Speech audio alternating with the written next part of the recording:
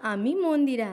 আজ পুজো দিতে গিয়ে যে এরকম হবে আমি সত্যিই ভাবতে পারিনি, জানো তো। আজ আমাদের পাড়াতে মা শীতলার পুজো ছিল।